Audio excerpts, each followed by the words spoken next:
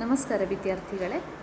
ಇಂದು ನಾವು ಮಂಗಳೂರು ವಿಶ್ವವಿದ್ಯಾಲಯದ BCA ವಿಭಾಗದ ಗಣಕ ಗಂಗೋತ್ರಿ ಇದರ ಅ ಮತ್ತು ಎನ್ನುವ ಕವನವನ್ನು ನೋಡೋಣ. ಈ ಕವನವನ್ನು ಬರೆದಂತಹ ಕವಿ ಎಚ್ ಗೋವಿಂದಯ್ಯ. ಮೈಸೂರು ಜಿಲ್ಲೆಯ ಟಿ ನರಸೀಪುರ ತಾಲೂಕಿನ ಸಿದ್ದನಹುಂಡಿಯಲ್ಲಿ ಜನಿಸಿದಂತಹ ಎಚ್ ಗೋವಿಂದಯ್ಯ ಅವರು ಮೈಸೂರು ವಿಶ್ವವಿದ್ಯಾಲಯದಿಂದ MA ಪದವಿಯನ್ನು ಪಡಿತಾರೆ. ಅರ್ಥಶಾಸ್ತ್ರದಲ್ಲಿ ಪದವಿಯನ್ನು ಪಡೆದ ಇವರು ಸಹಾಯಕ ಕುಲಸಚಿವರಾಗಿ ಕೂಡ ಸೇವೆಯನ್ನು ಸಲ್ಲಿಸ್ತಾರೆ ಕರ್ನಾಟಕ ರಾಜ್ಯ ಮುಕ್ತ ವಿಶ್ವವಿದ್ಯಾಲಯದಲ್ಲಿ. ಮಿಲಿಂದ ವಿದ್ಯಾಸಂಸ್ಥೆಯನ್ನು ಹುಟ್ಟುಹಾಕಿದ್ರು. ಅಂತರ್ಜಾತಿ ವಿವಾಹಕ್ಕೆ ಪ್ರೋತ್ಸಾಹ ನೀಡುವ ಮಾನವ ಮಂಟಪ ಇದರ ಕಾರ್ಯದರ್ಶಿಗಳಾಗಿದ್ದರು. ಪಂಚಮಿ ಎನ್ನುವ ಮಾಸಿಕ ಪತ್ರಿಕೆಯ ಸಂಪಾದಕರು ಕೂಡ ಆಗಿದ್ದರು. ಹೋರಾಟಕ್ಕೆ ಅಗತ್ಯವಾದ ಶಕ್ತಿಯನ್ನು ಶಿಕ್ಷಣ ನೀಡ್ತಾ ಇಲ್ಲ ಎನ್ನುವ ಧ್ವನಿಯನ್ನು ಶ್ರೀಯುತರ ಈ ಕವಿತೆಯಲ್ಲಿ ನಾವು ನೋಡಬಹುದು. ಪ್ರಸ್ತುತ ಕವಿತೆ ಅ ಮತ್ತು. ಕಣ್ಣು ಬಿಟ್ಟು ನಾನು ಕೈಕಾಲು ಆಡಿಸಿದಾಗ ಕತ್ತಲೆಗೂಡಿನ ಅವ್ವನ ಕಣ್ಣೊಳಗೆ ಒಲೆ ಉರಿಯುತ್ತಿತ್ತು. ಕಪ್ಪು ಕೈಕಾಲುಗಳ ಬೆಂಕಿಗೆ ಒಪ್ಪಿಸಿ ಕಾಯುತ್ತಾ ಅಪ್ಪ ಮೋಟು ಬೀಡಿಯೊಂದಿಗೆ ಉಸಿರಾಡಿದ ಕುದಿಯುವ ಗಂಜಿಗೆ ಜೀವಗಳು ಕುದಿಯುತ್ತಿದ್ದವು.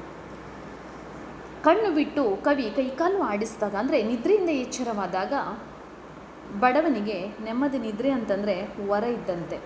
ಆತನಿಗೆ ಯಾವಾಗಲೂ ನೆಮ್ಮದಿಯ ನಿದ್ರೆ ಬರ್ತದೆ. ನಾಳಿನ ಬಗ್ಗೆ ಚಿಂತೆ ಇಲ್ಲ, ನೆನ್ನೆಯ ಬಗ್ಗೆ ನೋವಿಲ್ಲ ಬಡವನಿಗೆ. ಹಾಗಾಗಿ ಆತನ ನಿದ್ರೆ ಯಾವಾಗಲೂ ನೆಮ್ಮದಿಯ ನಿದ್ರೆಯಾಗಿರ್ತದೆ. ಇಲ್ಲಿ ಕವಿ ಈಗ ನಿದ್ರೆಯಿಂದ ಎಚ್ಚೆತ್ತಿದ್ದಾರೆ.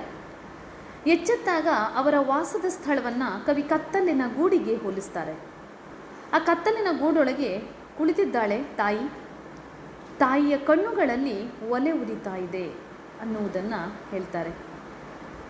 ನನ್ನಪ್ಪನ ಜೀವ, ನನ್ನಪ್ಪನ ಉಸಿರಾಟ ಅಂದರೆ ಮೋಟು ಬೀಡಿ.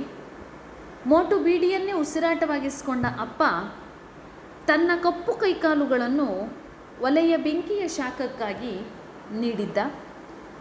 ಒಲೆಯಲ್ಲಿ ಕುದಿಯುವ ಗಂಜಿಯೊಡನೆ ಗುಡಿಸಲ ಜೀವಗಳು ಕುದಿಯುತ್ತಿದ್ದವು. ಅಂದರೆ ಕವಿ ಎದ್ದಾಗ ಆಕೆಯ ತಾಯಿ ಒಲೆಯಲ್ಲಿ ಆತನ ತಾಯಿ ಒಲೆಯಲ್ಲಿ ಬೆಂಕಿ ಮಾಡ್ತಾ ಇರ್ತಾಳೆ. ಆ ಒಲೆಯ ಪ್ರತಿಬಿಂಬ ತಾಯಿಯ ಕಣ್ಣಲ್ಲಿ ಕಾಣ್ತದೆ. ಮೋಟು ಬೀಡಿಯಲ್ಲಿ ಉಸಿರಾಟ ಮಾಡಿಕೊಂಡಂತಹ ಅಪ್ಪ ಚಳಿಗೆ ಆ ಒಲೆಯ ಹತ್ತಿರ ಶಾಖಕ್ಕಾಗಿ ತನ್ನ ಕಪ್ಪು ಕೈಕಾಲುಗಳನ್ನು, ಅಂದರೆ ಕಪ್ಪು ಬಣ್ಣವೇ ಇಲ್ಲಿ ಒಂದು ಶೋಷಣೆಯ ಸಂಕೇತವಾಗಿ ಮೂಡಿದೆ, ಕಪ್ಪು ಕೈಕಾಲುಗಳನ್ನು ಆ ಒಲೆಯ ಬಳಿಯಲ್ಲಿ ಇರಿಸ್ತಾನೆ. ಒಲೆಯ ಬಳಿಯಲ್ಲಿ ಇರಿಸಿ ಶಾಖಕ್ಕಾಗಿ ನೀಡಿದ್ದಾನೆ. ಒಲೆಯಲ್ಲಿ ಗಂಜಿ ಕುದೀತಾ ಇದೆ, ಹಾಗೆ ಆ ಗುಡಿಸಲೊಳಗಿನ ಜೀವಗಳು ಕೂಡ ಕುದೀತಾ ಇವೆ ಅಂತ ಹೇಳ್ತಾರೆ. ಅವ್ವನ ಎದೆಗೂಡೊಳಗೆ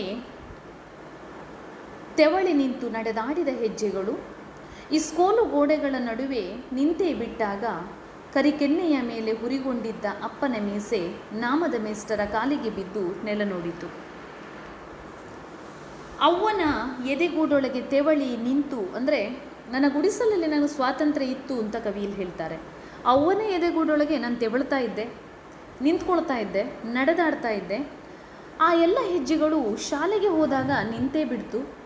ಅಂದರೆ ಗುಡಿಸಲಿನಲ್ಲಿ ಇದ್ದ ಸ್ವಾತಂತ್ರ್ಯ ಆತನಿಗೆ ಶಾಲೆಯಲ್ಲಿ ಇಲ್ಲ ಆಯಿತು ಅಂತ. ಯಾಕಂದರೆ ನನ್ನ ಅಪ್ಪನ ಕೆನ್ನೆಯ ಮೇಲೆ ಗತ್ತಿನಿಂದ ಮೆರೆದಾಡ್ತಾ ಇದ್ದ ಮೀಸೆ ಇತ್ತು.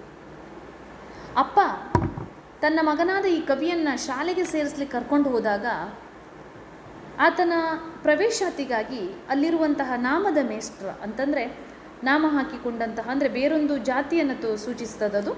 ಆ ನಾಮದ ಮೇಷ್ಟ್ರ ಕಾಲಿಗೆ ಬೀಳ್ತಾನೆ ಈ ಕವಿಯ ಅಪ್ಪ. ಕಾಲಿಗೆ ಬಿದ್ದಾಗ ಕವಿಗೆ ತನ್ನ ಜನರು ಎಂತಹ ದುಸ್ಥಿತಿಯಲ್ಲಿ ಇದ್ದಾರೆ ಎನ್ನುವುದರ ಪರಿಸ್ಥಿತಿಯ ಅರಿವಾಗ್ತದೆ. ಮೇಲ್ವರ್ಗದವರ ಎದುರು ದಲಿತರ ದಯನೀಯ ಪರಿಸ್ಥಿತಿಯನ್ನು ಈ ಸಾಲುಗಳು ನಮಗೆ ಚಿತ್ರಿಸಿಕೊಡ್ತವೆ. ಕತ್ತಲೆ ಬೋರ್ಡಿನ ಮೇಲೆ ಕಲಿತ ಆ ಅಕ್ಷರಗಳ ನಡುವೆ ಅವ್ವ ಅಪ್ಪನ ಆಶೆಗಳು ಸಿಕ್ಕಿದುವು. ನಮ್ಮೂರು ಕೇರಿ ಸಮಾಧಿಗಳು ಸಿಕ್ಕಿದುವು. ಅಸ್ಥಿಪಂಜರಗಳ ಪಾತಾಳದಲ್ಲಿ ಒಂದಿಷ್ಟು ಮಾತುಗಳು ಸಿಕ್ಕಿದುವು. ಕವಿ ಶಾಲೆಯಲ್ಲಿ ನಿಧಾನವಾಗಿ ಓದಲಿಕ್ಕೆ ಆರಂಭಿಸ್ತಾರೆ. ಕಪ್ಪು ಹಲಗೆಯ ಮೇಲೆ ಆ ಅಕ್ಷರಗಳನ್ನು ಬರೆದು ಕಲಿಯುವಾಗ ಅಲ್ಲಿ ತನ್ನ ತಂದೆ ತಾಯಿ ಎಷ್ಟು ಅವಮಾನವನ್ನು ಎದುರಿಸಿದ್ರೂ ಕೂಡ ಯಾವ ಕನಸನ್ನು ಇಟ್ಟುಕೊಂಡು, ಯಾವ ಆಸೆಯನ್ನು ಇಟ್ಟುಕೊಂಡು ತನ್ನನ್ನು ಶಾಲೆಗೆ ಸೇರಿಸಿದ್ದಾರೆ ಎನ್ನುವ ಕಾರಣ ದೊರೆತದೆ. ಅಕ್ಷರ ಕಲಿಕೆ ಮುಂದುವರಿದಂತೆ ತಮ್ಮ ಜನರ ಅಂದರೆ ದಲಿತರ ಕರಾಳ ದಿನಗಳು, ಅವರು ಅನುಭವಿಸ್ತಾ ಇರುವಂತಹ ಶೋಷಣೆ ಎಲ್ಲವೂ ನಿಧಾನವಾಗಿ ಕವಿಗೆ ಅರ್ಥವಾಗ್ತಾ ಸಾಗ್ತದೆ. ಇದನ್ನು ಕವಿ ಅಕ್ಷರಗಳ ನಡುವೆ ನಮ್ಮ ಜನರ ಕೇರಿ ಸಮಾಧಿಗಳು, ಅಂದರೆ ನಾನು ಜನರೊಡನೆ ಬದುಕ್ತಾ ಯಾವುದನ್ನು ಅರ್ಥ ಮಾಡ್ಕೊಳ್ಳಿಕ್ಕಾಗಲಿಲ್ವೋ ಅದನ್ನು ಅಕ್ಷರ ಕಲಿತ ನಂತರ ಅರ್ಥ ಮಾಡಿಕೊಂಡೆ. ನಮ್ಮ ಜನರು ನಿಜವಾಗಿಯೂ ಎಂತಹ ದಯನೀಯ ಸ್ಥಿತಿಯಲ್ಲಿ ಇದ್ದಾರೆ ಎನ್ನುವುದು ನನಗೆ ಅಕ್ಷರವನ್ನು ಕಲಿತ ನಂತರ ಅರ್ಥ ಆಯಿತು ಅಂತ ಹೇಳ್ತಾರೆ.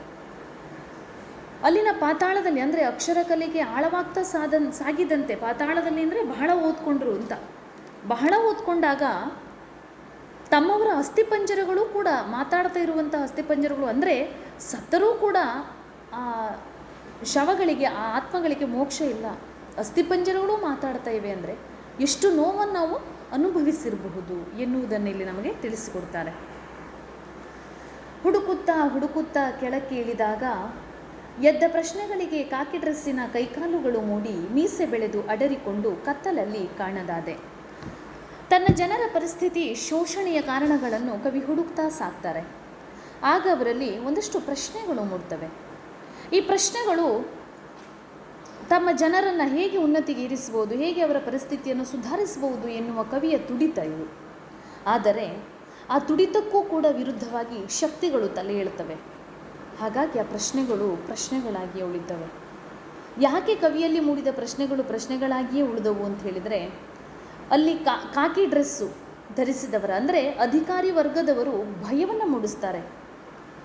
ಅಂದಿನಿಂದಲೂ ಶತಮಾನದಿಂದಲೂ ತುಳಿತಕ್ಕೆ ಒಳಗಾದಂತಹ ಒಂದು ಸಮಾಜ, ಆ ಸಮಾಜದಲ್ಲಿ ಬೆಳೆದಂತಹ ಒಬ್ಬ ವ್ಯಕ್ತಿ ಈಗ ತಾನೇ ಅಕ್ಷರ ಕಲ್ತಿದ್ದಾನೆ, ಆತ ಎಲ್ಲರನ್ನೂ ಎದುರಿಸ್ಲಿಕ್ಕೆ ಹೊರಡ್ತಾನೆ ಅಂತ ಕೇಳಿದರೆ ಸಹಜವಾಗಿ ಆತನಲ್ಲೊಂದು ಭಯ ಇದ್ದೇ ಇರ್ತದೆ. ಅಂದರೆ ಭಯದ ವಾತಾವರಣದಲ್ಲಿಯೇ ಬೆಳೆದಂಥವನು, ತಲೆ ತಗ್ಗಿಸಿಯೇ ಬದುಕಿದಂಥವರು, ತಲೆ ಎತ್ತಿ ನಡೆದವರೇ ಅಲ್ಲ. ಹಾಗಾಗಿ ಅಧಿಕಾರಿ ವರ್ಗದವರ ಭಯಕ್ಕೆ ಕವಿಯಲ್ಲಿ ಮೂಡಿದ ಪ್ರಶ್ನೆಗಳು ಕೂಡ ಪ್ರಶ್ನೆಗಳಾಗಿ ಉಳಿದು ಹೋಗ್ತದೆ. ಆದರೆ ಪಿತ್ರಾರ್ಜಿತ ಗುಡಿಸಲ ಹರಕು ಗೋಡೆಯ ಮೇಲೆ ಆ ಮೂಡಿಸಿದಾಗ ಅಂದು ಅವ್ವ ಕೊಟ್ಟ ಮುತ್ತುಗಳು ಕೆನ್ನೆ ಮೇಲೆ ಇನ್ನೂ ಇವೆ, ಅಪ್ಪ ಕೊಟ್ಟ ತೂತು ಕಾಸು ಉಡುದಾರದಲ್ಲಿ ಹಾಗೆ ಇದೆ. ಅಂದರೆ ತನ್ನ ಗುಡಿಸಲಲ್ಲಿ ಮಾತ್ರ ತನ್ನ ಪ್ರಶ್ನೆಗಳಿಗೂ ಕೂಡ ಅವಕಾಶ ಇದೆ. ಅಲ್ಲಿನ ಪ್ರಶ್ನೆಗಳನ್ನು ಕೇಳಿದರೂ ಉತ್ತರ ಸಿಗದಿದ್ದರೂ ಕೂಡ ಪ್ರಶ್ನಿಸಲು ಅವಕಾಶ ಇದೆ. ಎಲ್ಲೂ ಕೇಳಲಾಗದ ಪ್ರಶ್ನೆಗಳನ್ನು ನಾನು ನನ್ನ ಗುಡಿಸಲಿನಲ್ಲಿ ಕೇಳಬಲ್ಲೆ, ಆ ಧೈರ್ಯ ನನಗಿದೆ ಅಂತಾರೆ. ತನ್ನ ಗುಡಿಸಲನ್ನು ಪಿತ್ರಾರ್ಜಿತ ಅಂತ ಕರೀತಾರೆ ಕವಿ. ಕಾರಣ ಇದರ ಅರ್ಥ ಏನು, ಒಳಾರ್ಥ ಏನು ಕೇಳಿದರೆ, ತಲೆತಲಾಂತರದಿಂದಲೂ ನಮ್ಮ ಜನರು ಈ ಗುಡಿಸಲಿನಲ್ಲಿಯೇ ಕಾಲ ಕಳೀತಾ ಇದ್ದಾರೆ, ಹಾಗಾಗಿ ನನಗೆ ಗುಡಿಸಲು ಅನ್ನೋದು ಪಿತ್ರಾರ್ಜಿತವಾಗಿ ಬಂದ ಆಸ್ತಿ ಅಂತ. ಇನ್ನೊಂದು ಪಿತ್ರಾರ್ಜಿತ ಗುಡಿಸಲು ಅನ್ನೋದು ಶೋಷಣೆಯ ದನಿಯಾಗಿ ಕೂಡ ಇಲ್ಲಿ ಕವಿ ಬಳಸ್ತಾರೆ. ನನ್ನ ಪಿತ್ರಾರ್ಜಿತ ಗುಡಿಸಲ ಹರಕು ಗೋಡೆಯ ಮೇಲೆ, ಅಂದರೆ ಕಲ್ತ್ಕೊಂಡಾಗ ಕವಿ ಮನೆಗೆ ಬಂದು ಆ ಗುಡಿಸಲ ಗೋಡೆಯ ಮೇಲೆ ಬರೆದಾಗ ಅವ್ವ ಕೆನ್ನೆಗೊಂದು ಮುತ್ತು ಕೊಟ್ಟಿದ್ಲಂತೆ, ಅಪ್ಪ ಒಂದು ತೂತು ಕಾಸನ್ನು ಕೊಟ್ಟಿದ್ದಂತೆ. ಆ ಅವ್ವ ಕೊಟ್ಟ ಮುತ್ತು, ಅಪ್ಪ ಕೊಟ್ಟ ಕಾಸು ಇನ್ನೂ ಕೂಡ ಜೀವಂತವಾಗಿದೆ. ಅಪ್ಪ ಕೊಟ್ಟ ಕಾಸನ್ನು ನಾನಿನ್ನೂ ನನ್ನ ಉಡುದಾರದಲ್ಲಿ ಕಟ್ಟಿ ಇಟ್ಕೊಂಡಿದ್ದೇನೆ ಅಂತ ಹೇಳುವಲ್ಲಿ ಕವಿ ತಾನು ವಿದ್ಯೆ ಕಲಿತಿದ್ದು ತನ್ನ ತಂದೆ ತಾಯಿಗೆ ಮಾತ್ರ ಸಂತಸ ನೀಡಿದ್ದೇ ಹೊರತು ಸಮಾಜದ ಇತರರಿಗಲ್ಲ. ಯಾಕೆಂದರೆ ಯಾರೂ ನನ್ನ ಪ್ರಶ್ನೆಗೆ ಉತ್ತರವನ್ನು ಕೊಡಲೇ ಇಲ್ಲ ಎನ್ನುವುದಾಗಿ ಕವಿತೆಯನ್ನು ಮುಗಿಸ್ತಾರೆ. ಕತ್ತಲೆಗೂಡು, ಕಪ್ಪು ಕೈಕಾಲು, ಕತ್ತಲೆ ಬೋರ್ಡು, ಕರಿಕೆನ್ನೆ ಮುಂತಾದ ಶಬ್ದಗಳು ದಲಿತರ ಬದುಕಿನ ಕರಾಳ ಪರಿಸ್ಥಿತಿಯ ಪ್ರತಿಮೆಗಳಾಗಿ ಮೂಡಿವೆ. ಒಲೆ ಉರಿ, ಬೆಂಕಿ, ಕುದಿ ಮುಂತಾದ ಪದಗಳು ದಲಿತರ ಮನಸ್ಸಿನಲ್ಲಿರುವ ರೋಷವನ್ನು ವರ್ಣಿಸ್ತದೆ. ಕವನ ಶಿಕ್ಷಣದ ಅಗತ್ಯವನ್ನು ಕುರಿತಂತೆ ಚಿಂತಿಸ್ತಾ ಹೋರಾಟಕ್ಕೆ ಅಗತ್ಯವಾದ ಶಕ್ತಿಯನ್ನು ಇಂದಿನ ಶಿಕ್ಷಣ ನೀಡ್ತಾ ಇಲ್ಲ ಎನ್ನುವ ನೋವಿನ ದನಿಯೊಂದಿಗೆ ಮುಕ್ತಾಯವಾಗ್ತದೆ. ಧನ್ಯವಾದಗಳು.